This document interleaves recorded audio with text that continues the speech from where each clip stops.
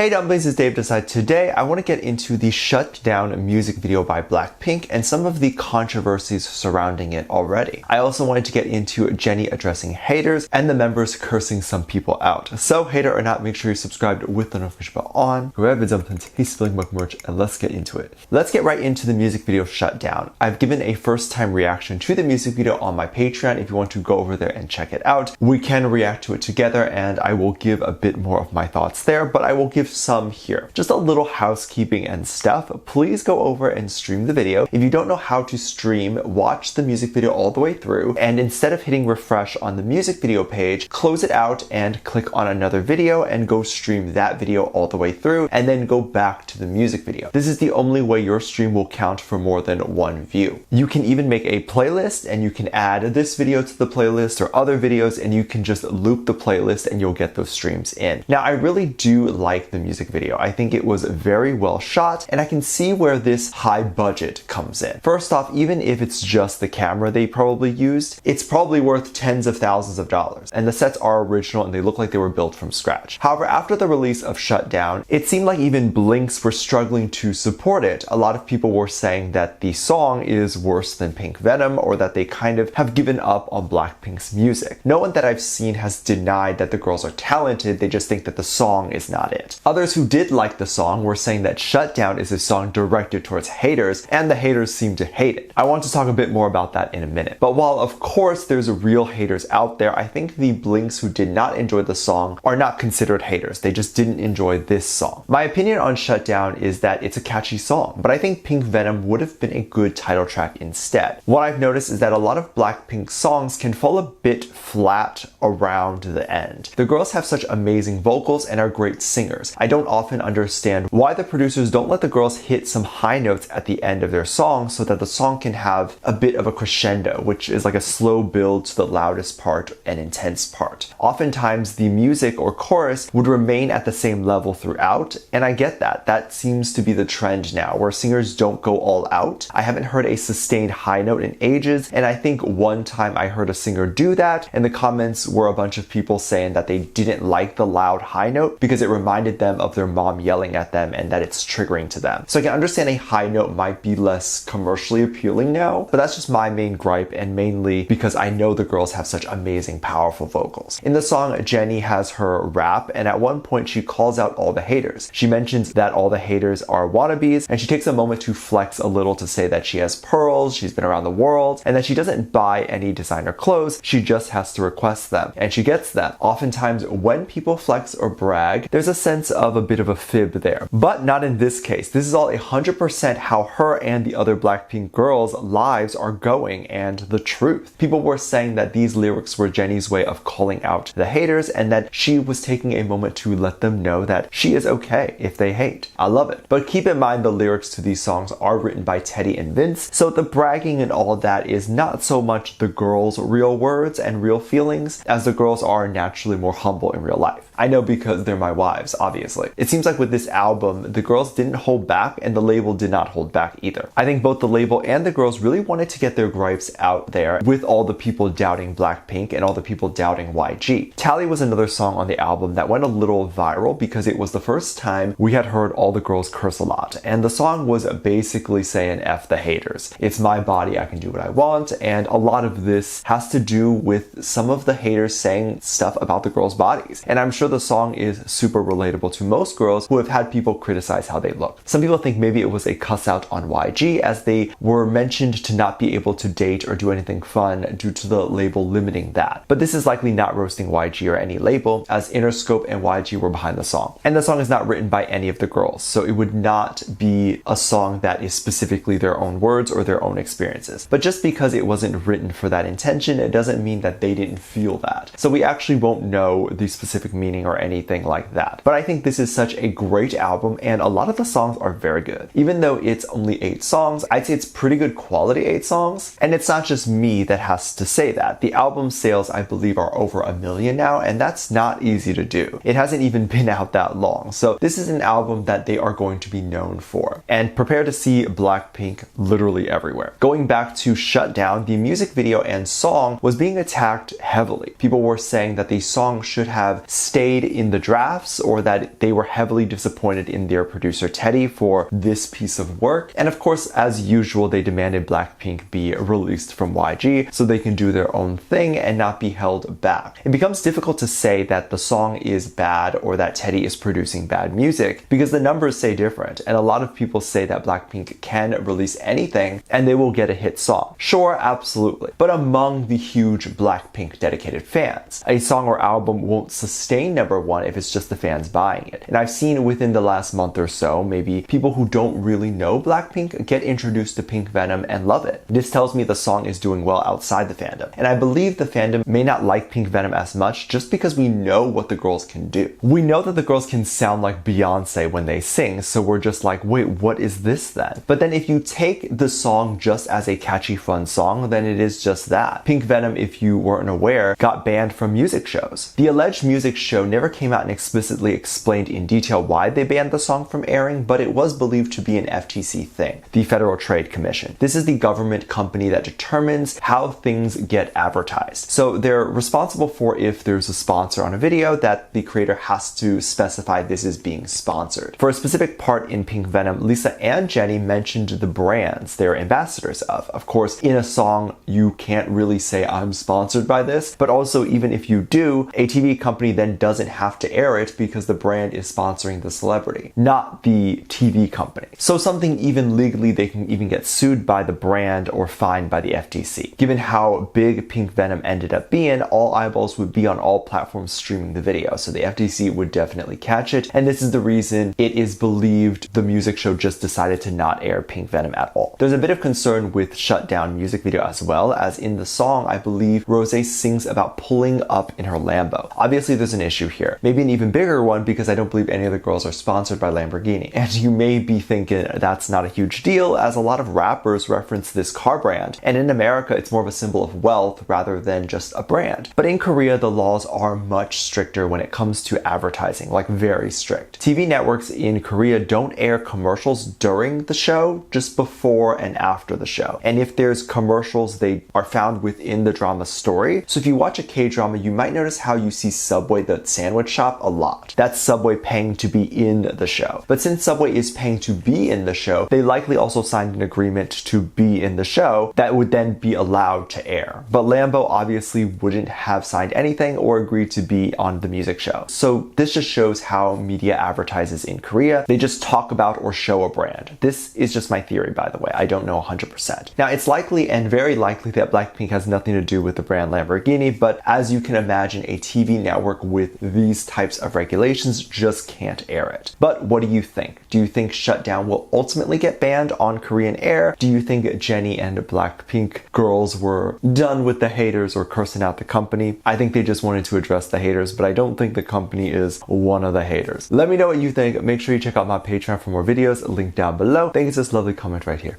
Love you, bye.